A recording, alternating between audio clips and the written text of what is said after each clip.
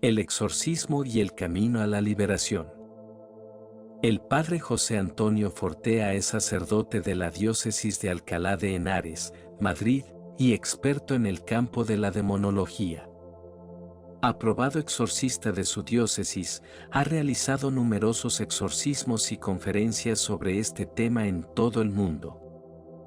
En 1998 defendió con éxito su tesis de licenciatura en teología, titulada El exorcismo en la época actual, bajo la dirección del secretario de la Comisión para la Doctrina de la Fe de la Conferencia Episcopal Española. Hoy nos adentraremos a explorar el mundo espiritual desde su perspectiva y experiencia ganada en sus arduos años de labor como soldado de Cristo. Comencemos. ¿Qué es un exorcismo? El rito de exorcismo es el ritual oficial de la Iglesia en el que a un demonio se le ordena, en el nombre de Cristo, abandonar el cuerpo de una persona poseída.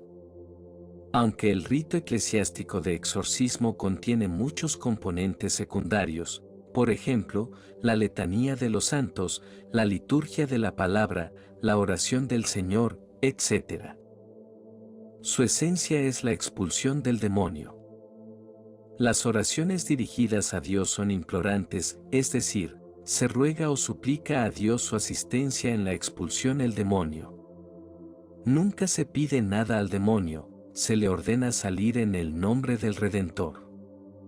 Si un exorcismo no tiene una orden de expulsión, no es un verdadero exorcismo. En los evangelios, ¿el exorcismo podría ser solo un símbolo de la liberación del mal? No. Negar la realidad de los exorcismos y sostener que es simplemente un símbolo de liberación del mal es una herejía. La tradición constante de la Iglesia ha afirmado la posibilidad de posesión demoníaca. Los santos padres y doctores de la Iglesia y la práctica de la Iglesia de Oriente y Occidente a lo largo de la historia son unánimes en afirmar que la posesión es la dominación del demonio en un cuerpo humano. El Nuevo Testamento distingue claramente entre la enfermedad y la posesión, y esto es especialmente cierto en los Evangelios. Por ejemplo, Mateo 8, versículo 16 dice, con la palabra expulsó a los demonios y sanó a todos los que estaban enfermos, y en Marcos 1, versículo 32 y 34 hace una distinción similar. Trajeron a él todos los que estaban enfermos o poseídos por los demonios, y curó a muchos enfermos de diversos males y expulsó muchos demonios. Está claro que la posesión es causada por un mal espiritual. Es un fenómeno tan distinto que un verbo griego se utiliza cuando Jesús va a expulsar a un demonio, exorquizo, conjurar. Esas personas no son llamados enfermos sino daimonizomai, poseídos por el demonio. La posesión no es curada, en cambio, la persona poseída es liberada. Este grupo de personas que aparecen en los 4 evangelios gritan y tienen crisis de agitación. Jesús se dirigirá a los daimonia de forma imperativa, dándoles órdenes y sin mostrar ninguna compasión en absoluto. ¿Cuál es la diferencia entre un exorcismo y una oración de liberación de una opresión demoníaca? Un exorcismo es un rito litúrgico que se lleva a cabo en personas poseídas. La liberación es una serie de oraciones privadas hechas sobre de las personas que sufren algún tipo de influencia demoníaca.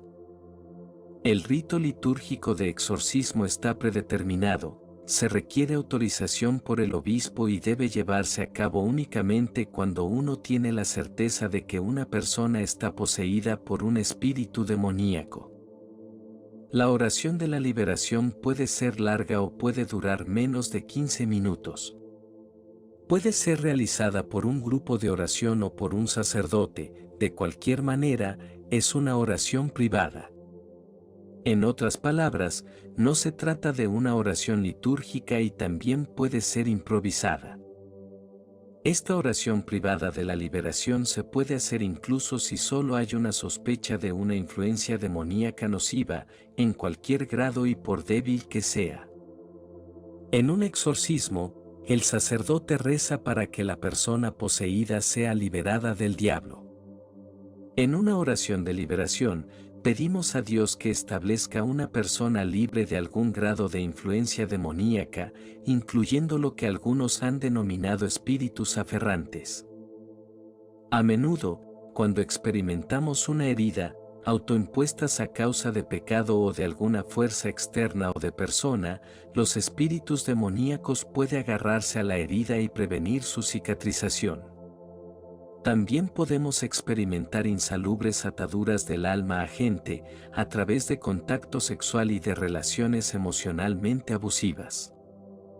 Espíritus demoníacos pueden aferrarse a estos y por tanto impedir la cicatrización, que es el principal objetivo de esos espíritus. Aunque nuestro pecado es perdonado, los demonios quieren evitar una profunda curación emocional y espiritual. Las oraciones de liberación pueden romper los vínculos de esos espíritus y lograr una mayor libertad para nosotros que si no hubiéramos dicho tales oraciones. En un exorcismo, el sacerdote tiene la certeza de que la persona esté poseída.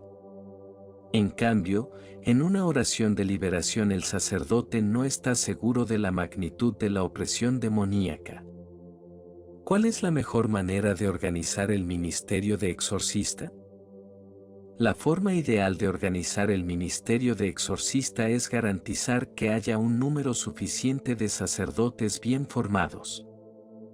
Como no es una obligación que cada diócesis tenga su propio exorcista, puede ser mejor concentrar el ministerio en una archidiócesis o la sede principal de una región o país, en lugar de en cada diócesis menor. Es preciso aclarar que un exorcismo solo puede realizarse en una diócesis determinada con el permiso de su obispo. La parte más delicada de este ministerio no es el exorcismo en sí mismo, sino el discernimiento de la posesión. Si concluimos erróneamente que una persona no está poseída cuando verdaderamente lo está, podemos infligirle un sufrimiento terrible sobre él con toda una vida de consecuencias. En cambio, si llegamos a la conclusión de que una persona esté poseída cuando realmente no lo está, la Iglesia quedará desacreditada. Como los medios de comunicación gustan de publicar publicidad negativa sobre la Iglesia, un solo error de este tipo puede tener consecuencias trágicas. Por esta razón, es mejor concentrar especialistas en discernimiento en las archidiócesis.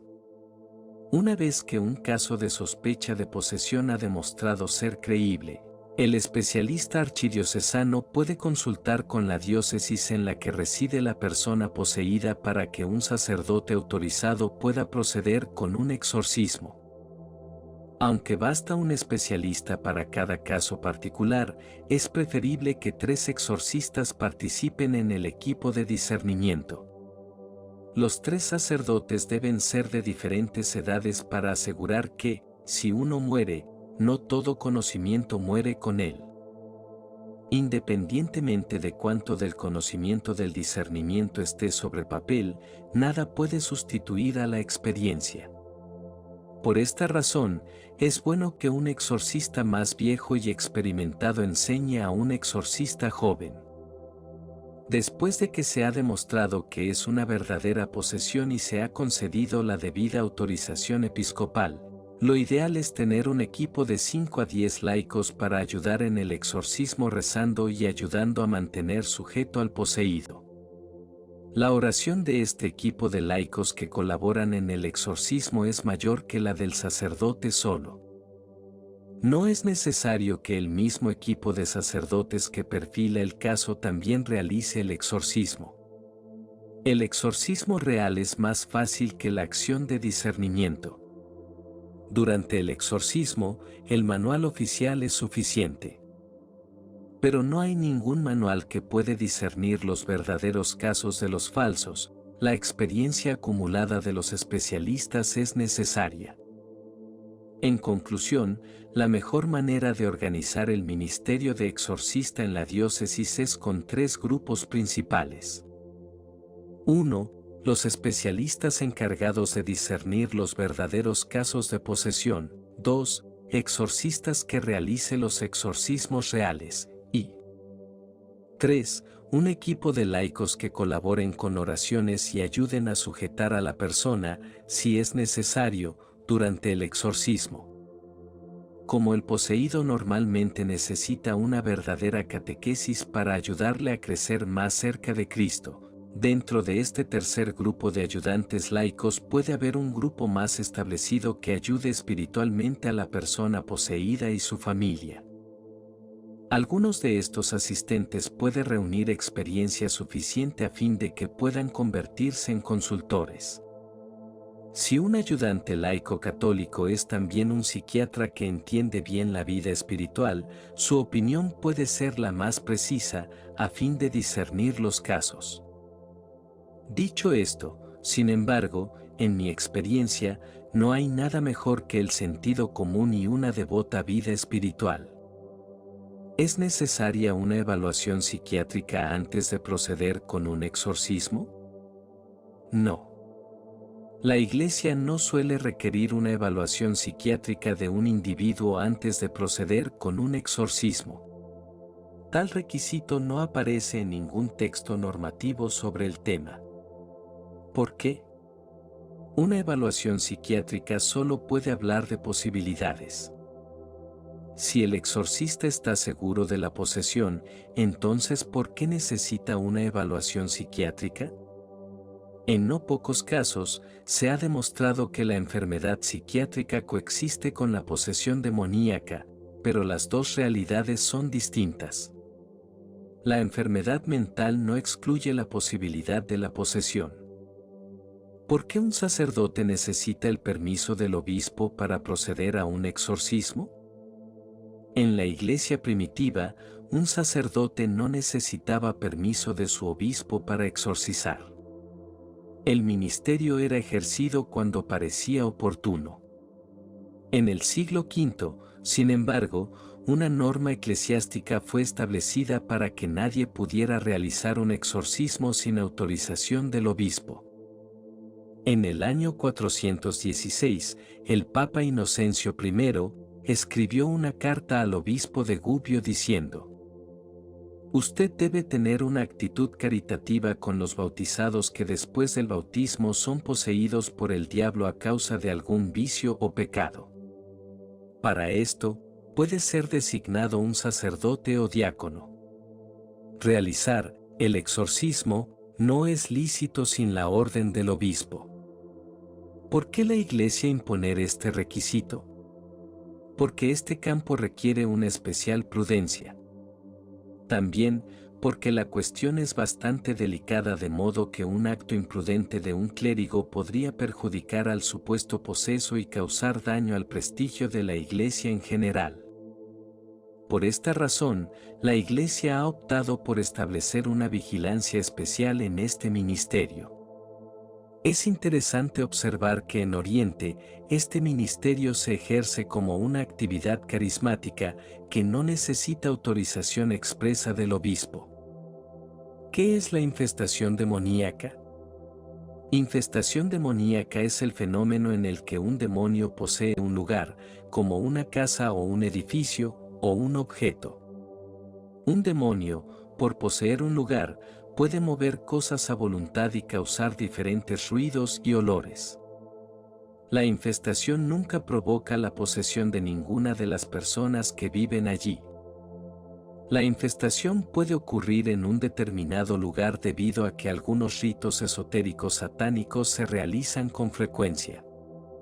Tal puede ser el resultado de maleficio, hechizo, o vudú o brujería.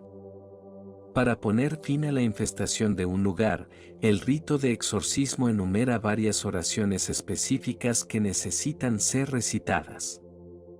Un sacerdote no debe ser demasiado rápido en creer el testimonio de fenómenos extraños en una casa a menos que hay por lo menos 2 testigos presenciales que lo corroboren. En el caso de supuesta posesión de una persona, un sacerdote puede rezar y confirmar así la presencia de un demonio.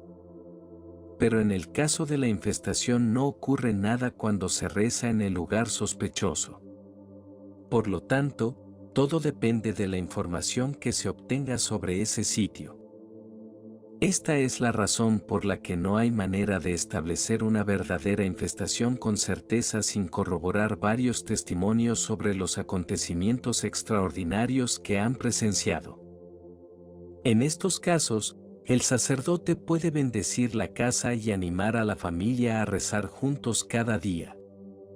Pueden rezar el rosario, leer la Biblia juntos, rociar agua bendita en las diferentes habitaciones, reunirse ante una imagen sagrada y rogar protección, etc.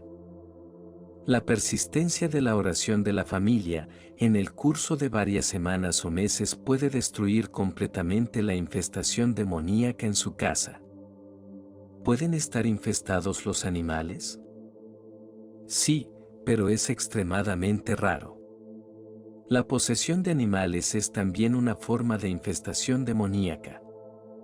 En caso de que se produjera, sacrificar el animal podría causar el demonio a salir y nada más sucedería. Una vez que el demonio sale del animal, porque está muerto, no tendría a nadie. Muy pocos casos de infestación de animales me han contado. Sé de un caso en el que una casa estaba infestada. Un sacerdote fue a hacer un exorcismo al lugar y se liberó de la infestación demoníaca.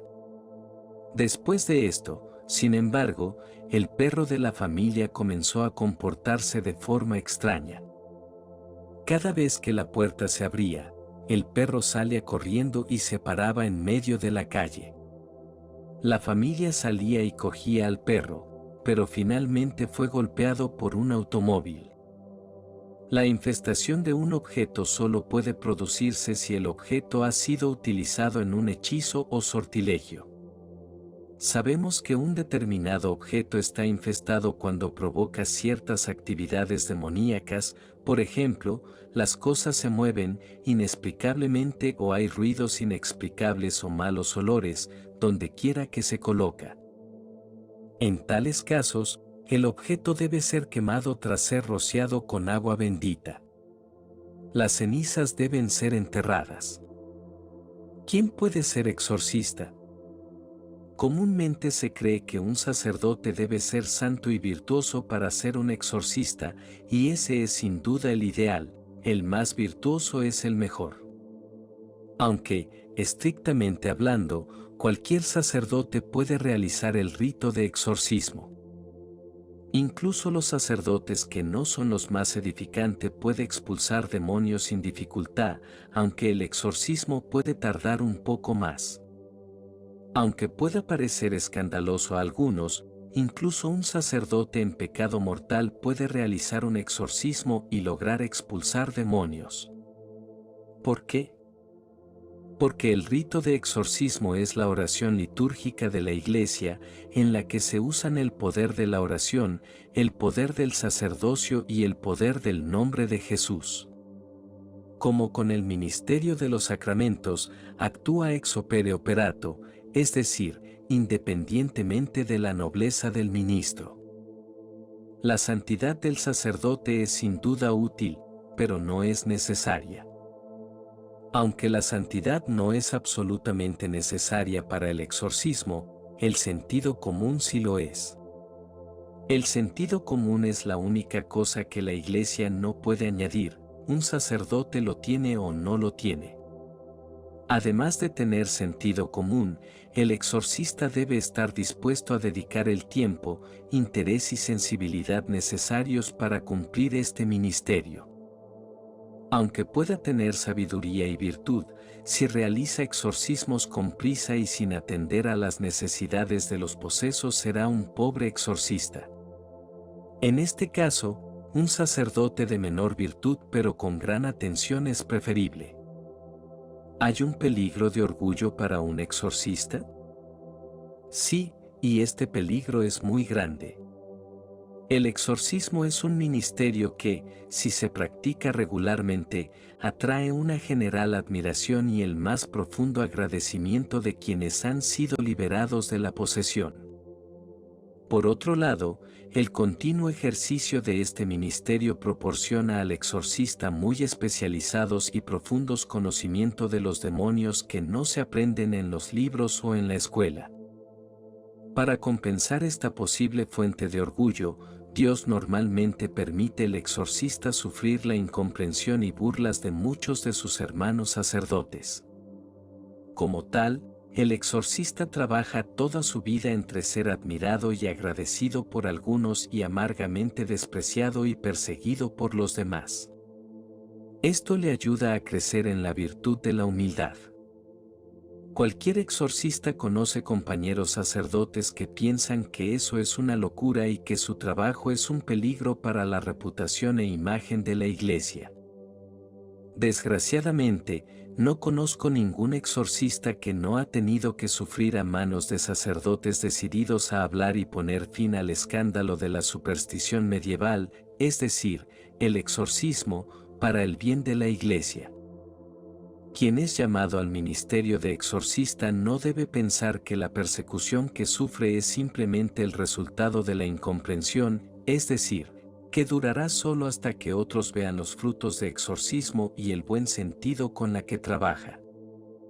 Instado por Satanás, que desea desincentivar al exorcista a toda costa, la persecución vendrá, independientemente de cuán dedicado o santo sea o cuánto sentido común tenga. Lamentablemente, esta persecución a exorcistas no es algo que sucede en ocasiones, o solo a algunos. Todos los que sirven como exorcista lo experimentan en un grado u otro. Dios quiere que este ministerio siempre se haga desde el sufrimiento. Si un sacerdote no está dispuesto a soportar esta carga, no debería aceptar este ministerio. ¿Hay exorcismos fuera de la Iglesia Católica? Sí. Verdaderos y eficaces exorcismos son realizados en las diferentes confesiones cristianas. Las iglesias ortodoxas orientales mantienen la sucesión apostólica, en la cual sus obispos y sacerdotes están válidamente ordenados y, como tal, poseen un verdadero poder sacramental. Las diversas iglesias protestantes, aunque no poseen un válido sacerdocio ministerial, profesar la fe en Cristo y en el poder de su nombre. Con solamente esas armas el demonio puede ser expulsado.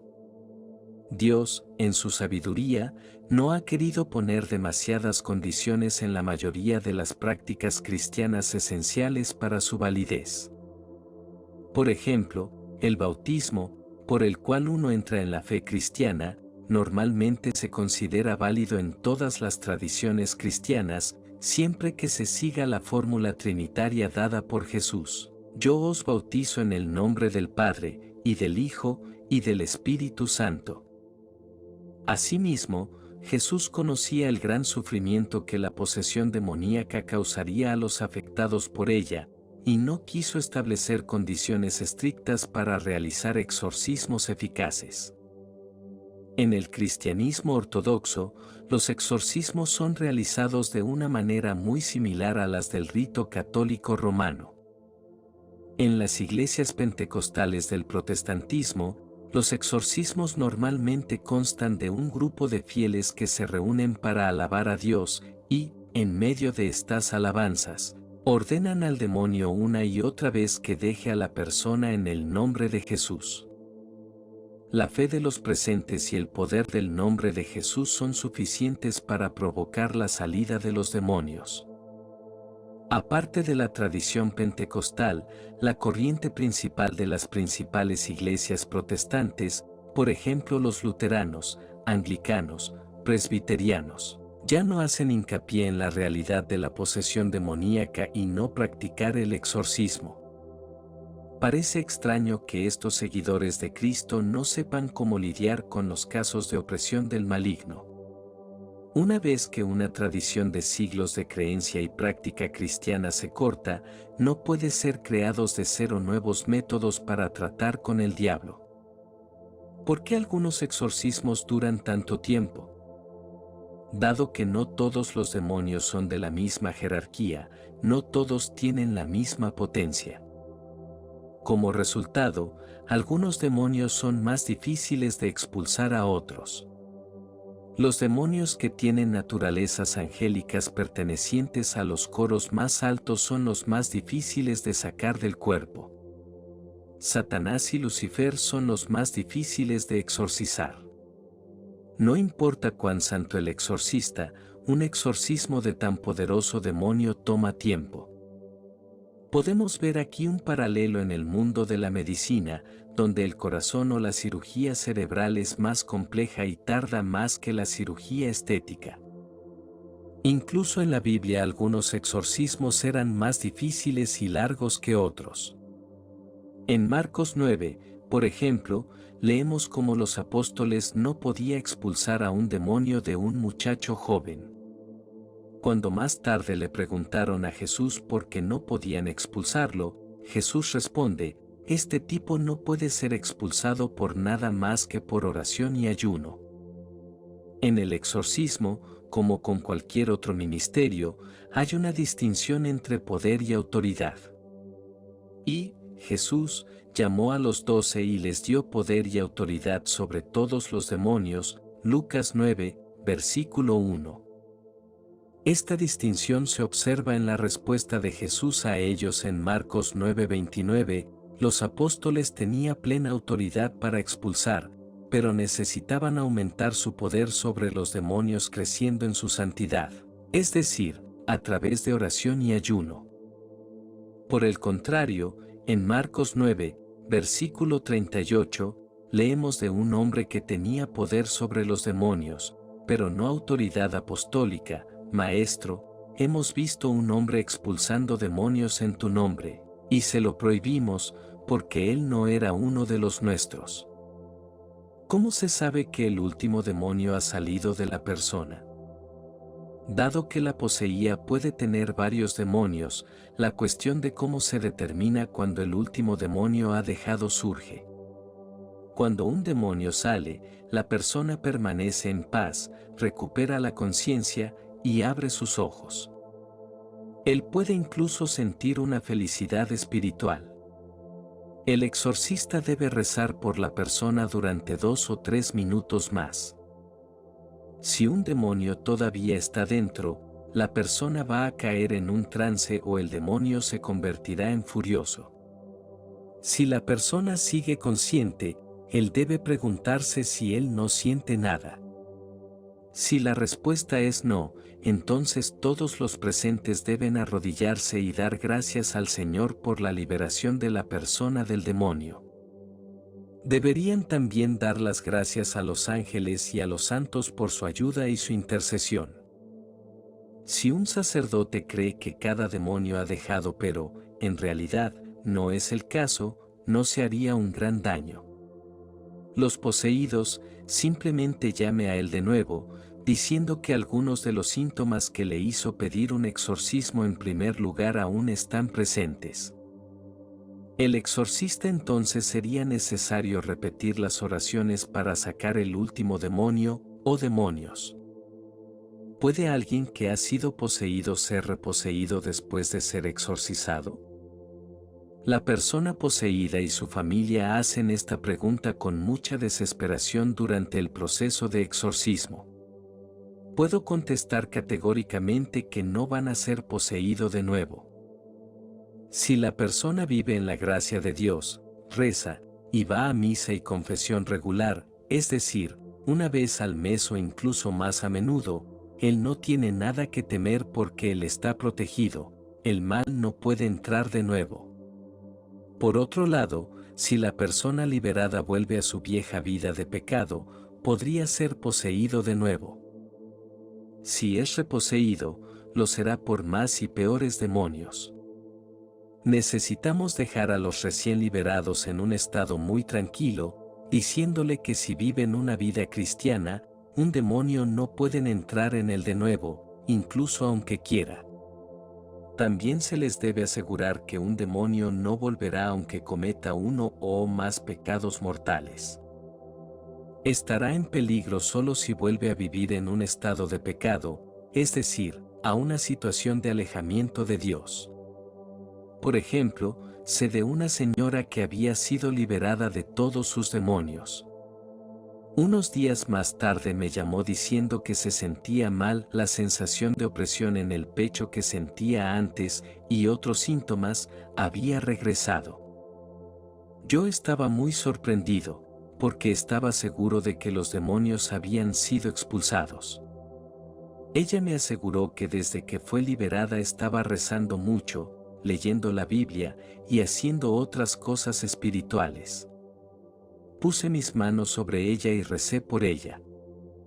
Ella no cayó en un trance, pero sintió el peso sobre su pecho crecer más y más fuerte, hasta que poco a poco comenzó a ceder.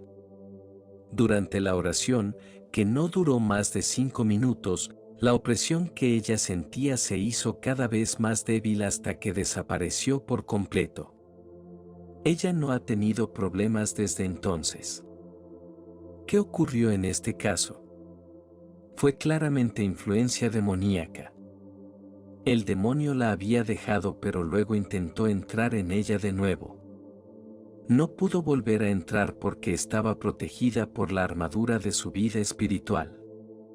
El demonio no pudo poseerla, no importa cuánto rezaba yo, que ella no entraba en trance. Las oraciones rompieron esa influencia que el diablo tenía sobre su cuerpo y el demonio se alejó para siempre, para no regresar. Este es el ejemplo más claro que he visto de un demonio tratando de volver a una persona recién liberada y ser incapaz. La vida espiritual, aunque no lo vemos, es una verdadera y auténtica coraza protectora contra el maligno. ¿Qué sucede si, en un exorcismo, los demonios no se van?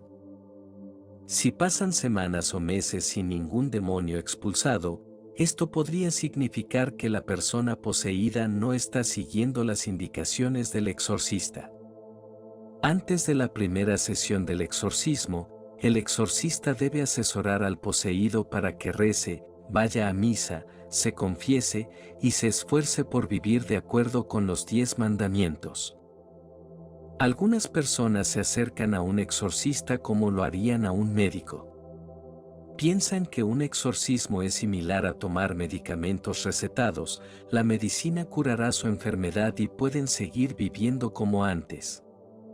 Pero si alguien quiere ser exorcizado, debe hacer un cambio de vida y esforzarse por cumplir todas las enseñanzas de Jesús. Si no, el demonio puede no salir porque tiene algo a lo que agarrarse, y si es expulsado, puede volver. Si el poseído se muestra renuente a abandonar el pecado, el sacerdote debe suspender las sesiones de exorcismo hasta que la persona se comprometa a obedecer sus instrucciones.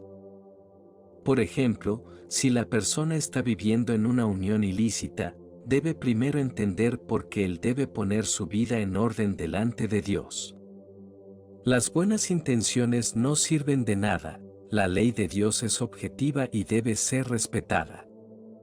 Si el exorcismo es iniciado antes de que la persona haga los cambios de vida que necesita, no tendrá ningún efecto.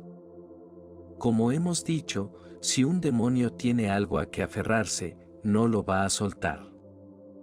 Normalmente, un exorcismo más largo de lo habitual es resultado de alguna desobediencia oculta a las instrucciones del exorcista.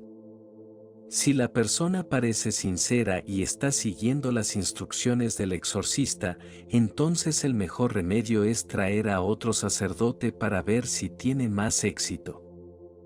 Un exorcista menos experimentado podría estar haciendo cosas que son ineficaces con un demonio particular.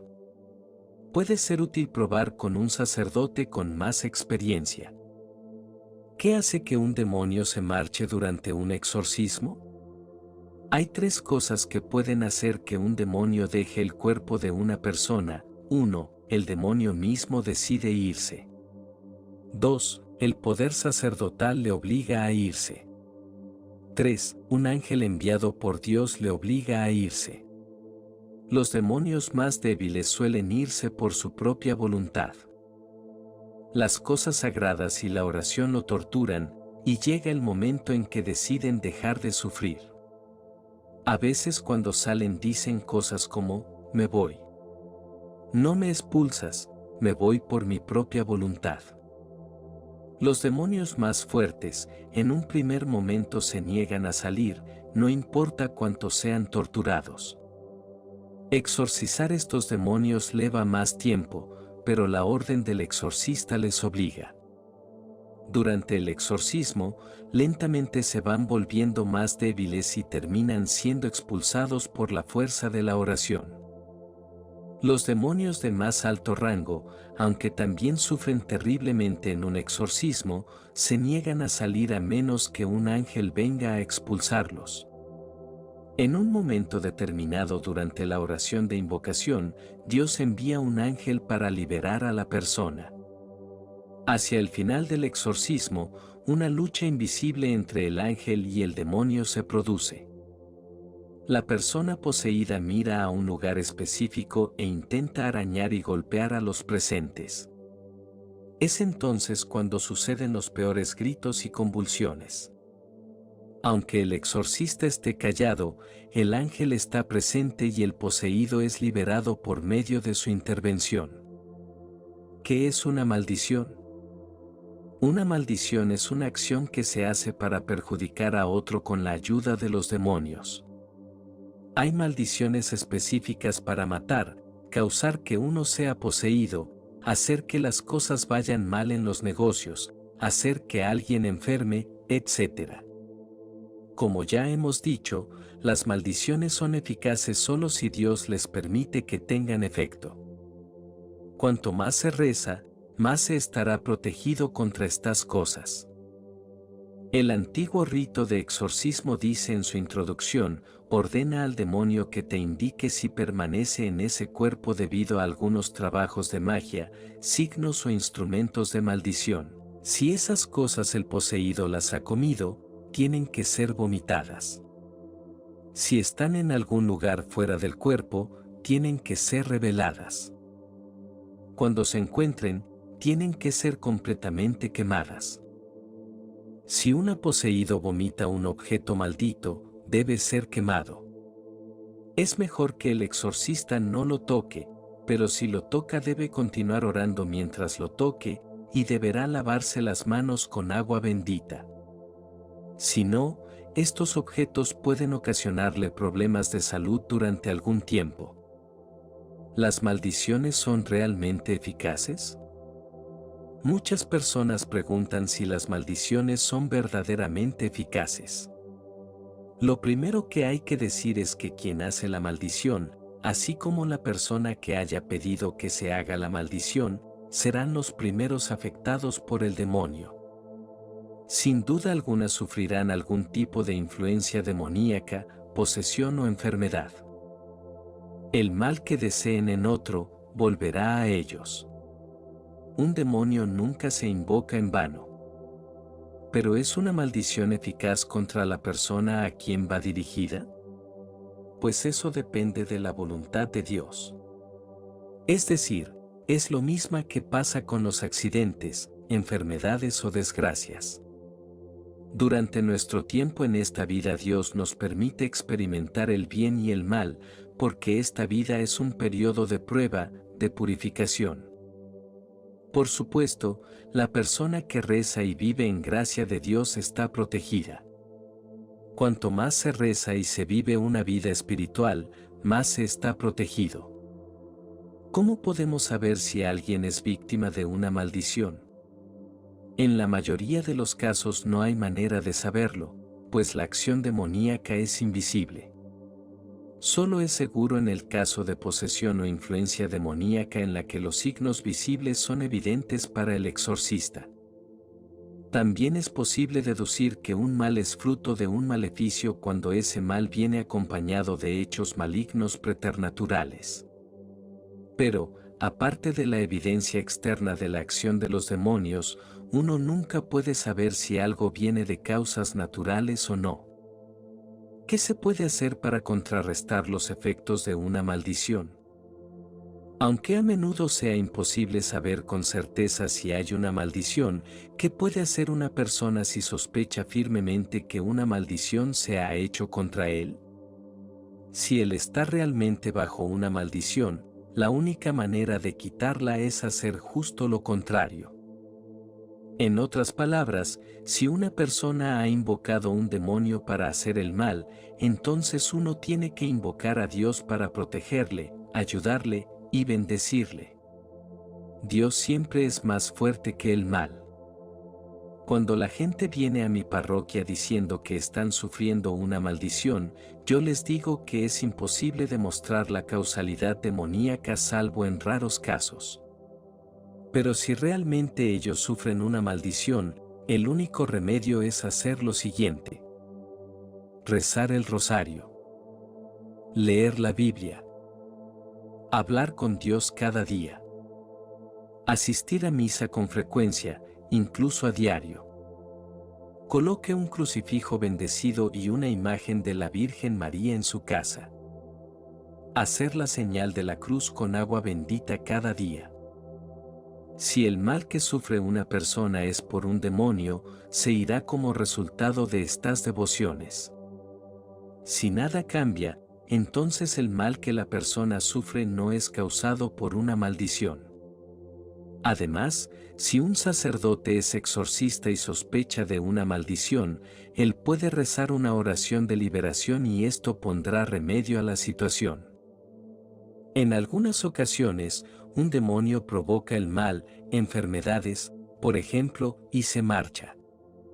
En estos casos, los problemas médicos son resultado de una maldición, pero el exorcista ve que no hay influencias demoníacas que permanezcan. La enfermedad de la persona, entonces, es como cualquier otra y se cura por tratamiento médico. No hay necesidad de remedios sobrenaturales. ¿Qué es un encantamiento?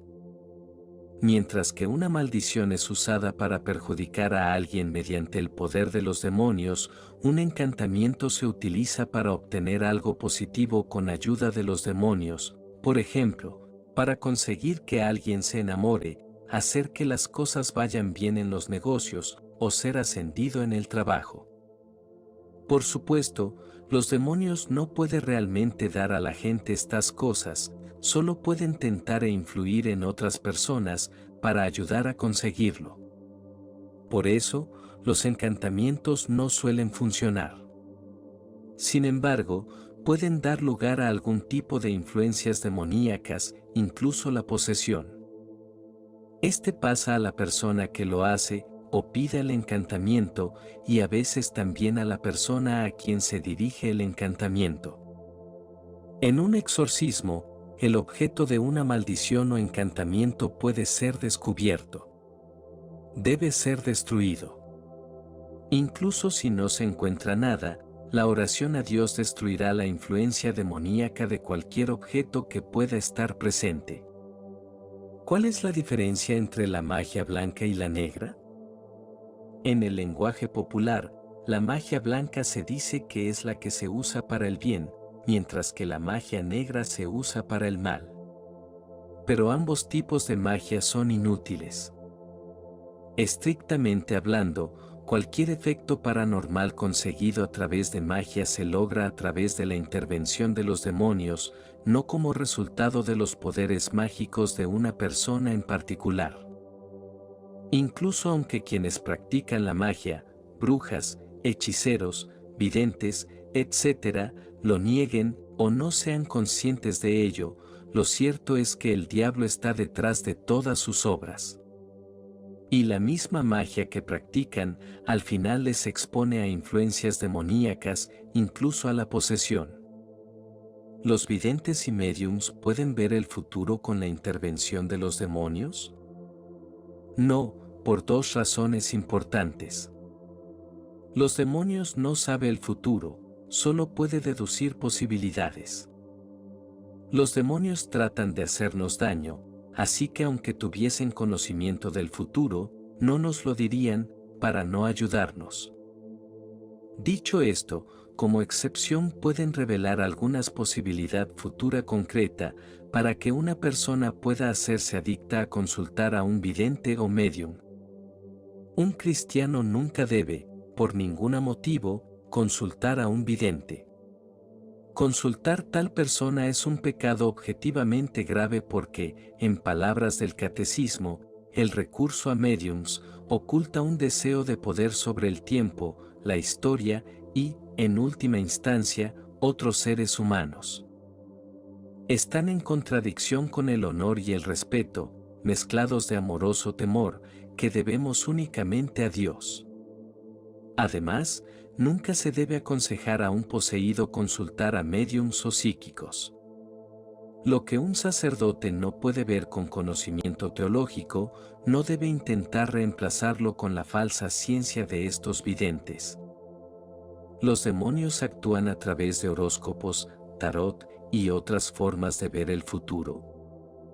En principio, los demonios intervienen únicamente cuando se invocan.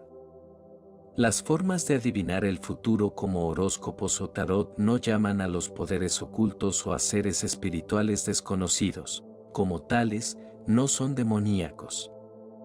Son meramente prácticas supersticiosas. Pero quienes practican esas supersticiones se abren a la tentación de invocar a esos poderes y seres desconocidos. Sí, como hemos dicho, es imposible conocer el futuro invocando a demonios, entonces es aún menos posible hacerlo con la astrología, tarot, etc. Las personas que consultan a tales supersticiones son la prueba viviente de que ningún beneficio puede ser obtenido a través de ellos. Las únicas personas que obtienen beneficio de estos engaños son los profesionales tramposos y charlatanes que lo practican por dinero. Son expertos en medir y generalizar sus predicciones para que no traicionen su falsedad. ¿Qué forma toman los demonios cuando se aparecen a la gente? Como seres puramente espirituales, los demonios no tienen una determinada forma visible. Por eso, si se ponen de manifiesto de manera visible, pueden adoptar cualquier forma que deseen. Cualquier forma humana, incluso hermoso, está en su poder. Podrían aparecer como un sacerdote, conocido como confesor, o incluso como el Santo Padre. Por supuesto, la apariencia de un demonio es un evento extraordinario. Dios no suele permitir que se hagan visibles o aparecer en cualquier forma que elijan. Él solo les permite aparecer en un determinado modo de hacer claro para nosotros que en realidad es un demonio que estamos viendo. Se permite a los demonios aparecen como sombras en movimiento, como seres monstruosos, o como hombres pequeños muy negros. La aparición de demonios como hombres oscuros pequeños aparece repetidamente en la literatura cristiana, comenzando con los padres del desierto y continuando hasta los escritos de Santa Teresa de Ávila y Santa Teresa de Lisieux, en uno de sus sueños. Cuando la Biblia habla de Satanás como una serpiente, Génesis 3, o un dragón, Apocalipsis 12, quiere decir que él tiene el carácter feroz, monstruoso, venenoso y astuto de estos seres. De ninguna manera el diablo se parece a un dragón o serpiente, él sigue siendo un ángel bello por naturaleza, aunque moralmente es totalmente repugnante. Él ha sufrido una deformación solo en su persona, no en su naturaleza. Dado que estas dos cosas son inseparables, él es realmente un monstruo, un ser deformado, que provoca repugnancia y aversión. ¿Un demonio puede provocar una falsa visión en un místico? Aunque ángeles y demonios tienen el poder de infundir visiones y locuciones en la mente humana, Dios raramente les permite hacerlo. Podemos ver que esas visiones y locuciones producirían gran confusión en las almas. Así que Dios les permite solo en muy raras ocasiones y, cuando la persona tiene los medios para descubrir la verdad. Por supuesto, si no fuera por el Altísimo para restringir el poder de los demonios, aparecerían regularmente como ángeles o santos. Incluso ha habido casos en que un demonio ha tomado la apariencia de nuestro Señor mismo. En el caso, excepcional, de una revelación mística a un alma, si su director espiritual duda sobre si es el demonio, hay dos criterios que se pueden seguir. 1. Siga todas las inspiraciones que le lleven a un bien como si ellos viniesen de Dios. 2. Obedecer a su director espiritual por encima de cualquier revelación privada. Si una visión, aparición o locución nos induce a hacer el bien, es decir, nos incita a obras de caridad, oración y el sacrificio, debemos seguirla como si proviene directamente de Dios. Con esta regla de conducta, todos los escrúpulos serán borrados y se evita perder el tiempo tratando de buscar el origen de las inspiraciones del alma. Ahora bien, la dirección de un confesor o director espiritual debe llevarse a cabo antes que el mensaje de una supuesta revelación privada. No importa cuán buena o noble la revelación pueda ser, toda debe estar subordinado a la obediencia a su confesor. Si la revelación viene de un demonio, una de dos cosas ocurrirán: estará en conflicto con la dirección de su confesor, o pronto dejará de conducirle al bien y comenzará a incitarle hacia el mal. Pero si es la revelación de Dios, no habrá conflicto entre la revelación y la dirección de su director espiritual, pues la obediencia al director espiritual es obediencia a Dios. Debemos recordar siempre la máxima: obedecer siempre que no sea un pecado. Incluso los místicos no son libres de obediencia a la dirección espiritual, nunca deben confiar en su propio juicio en cuanto a la autenticidad de una visión o una locución. De hecho, un místico está más sujeto a la obediencia, porque corre el riesgo de caer en el orgullo.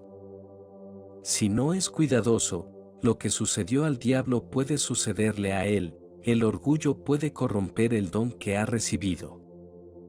Tengo un conocimiento especial de esta cuestión porque, hace muchos años, fui elegido para ser director espiritual de un alma que le fue concedida unos dones extraordinarios. No había ninguna duda de la veracidad de estos dones, pues los puse a prueba en varias ocasiones. Pero poco a poco, esta persona no comenzó a escuchar mis consejos. Él pensó que era tan avanzado en perfección que podía ser guiado directamente por el Espíritu Santo. Al ver que un terrible orgullo estaba apareciendo en el horizonte, mis consejos los convertí en órdenes.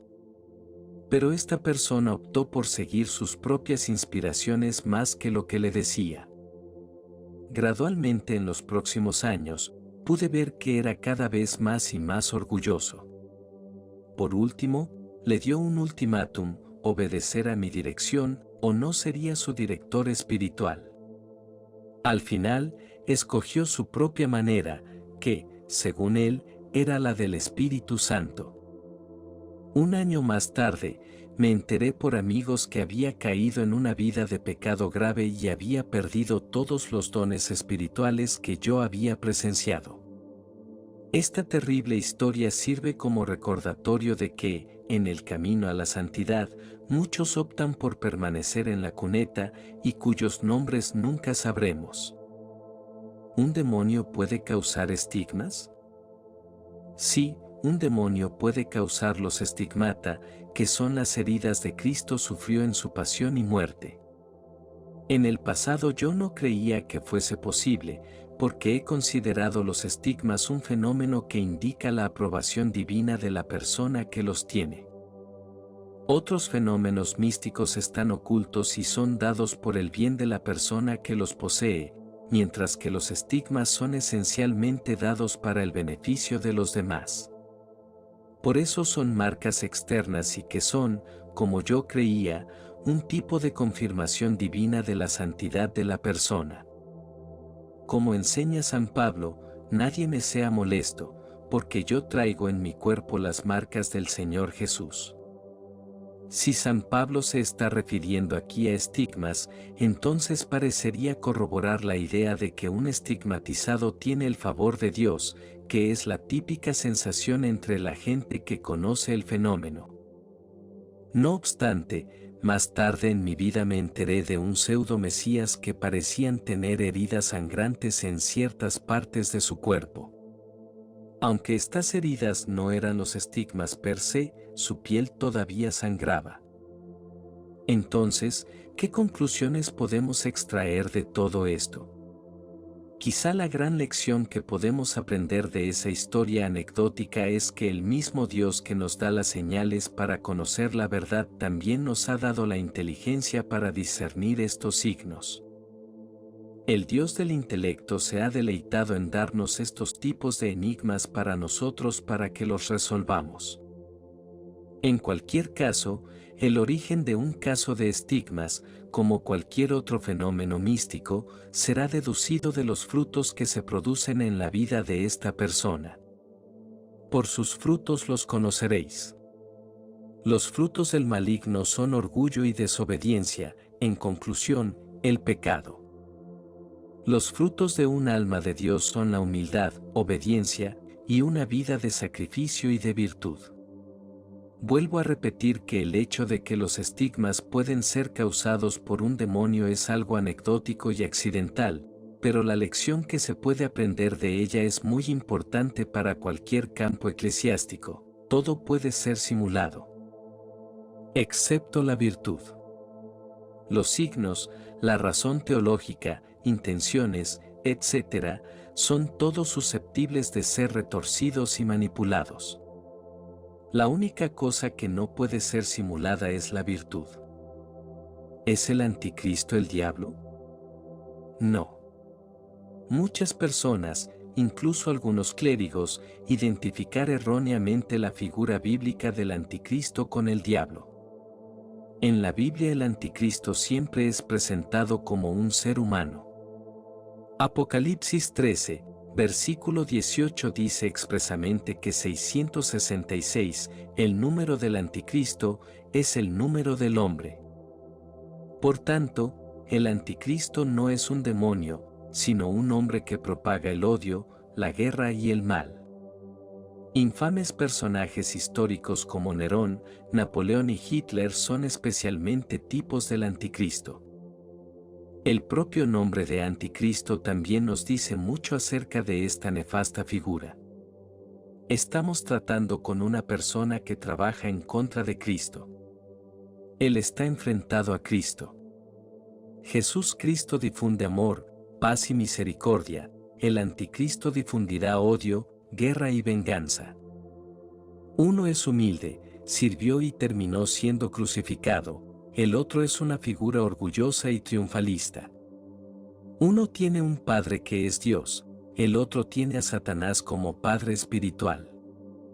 Ambos son wonder workers, ambos tienen seguidores.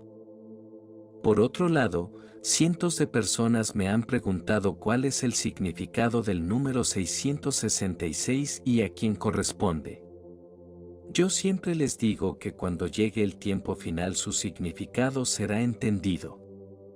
Es un mensaje codificado para ayudarnos a reconocer al anticristo, y hasta que llegue el momento no tiene sentido hacer especulaciones.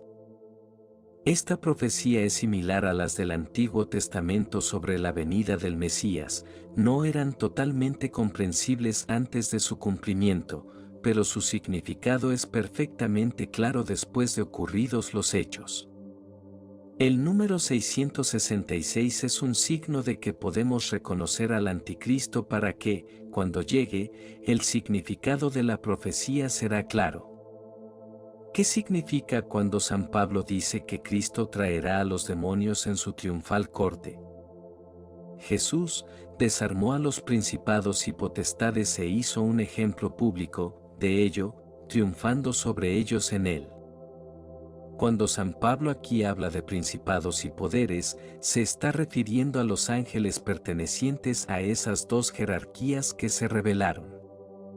Algunos principados y poderes angelicales se mantuvieron fieles, pero otros se convirtieron en demoníacos por su rebelión. ¿De qué serán desarmados los rebeldes? De su poder sobre la humanidad. Los demonios ejercen un poder real sobre la humanidad debido al pecado.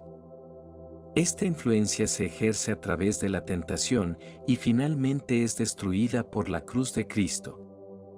Este desarme de los principados y poderes es una liberación, al igual que del pueblo elegido por Dios desde Egipto que escapó al yugo de la esclavitud.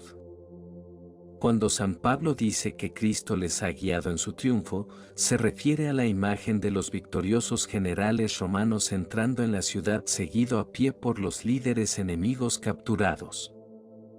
La imagen literaria transmite que hay una verdadera lucha entre el Mesías y Satanás, una lucha espiritual, sino una verdadera y auténtica lucha de todos modos.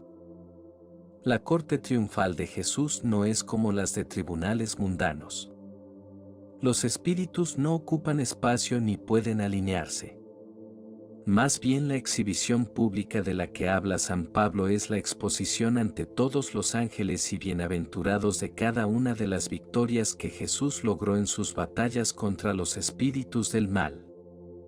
¿Cómo puedo saber si un pensamiento particular o deseo viene del diablo? Como San Juan en su primera carta nos dice, no creáis a todo espíritu, sino ponedlos a prueba para ver si son de Dios, porque muchos falsos profetas hay en el mundo.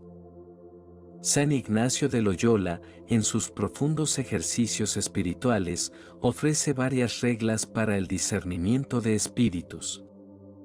Estas reglas sirven para iluminar la manera en que un demonio tentador actúa cuando un alma, y la comprensión de esas normas nos puede ayudar a discernir si un particular deseo es del maligno.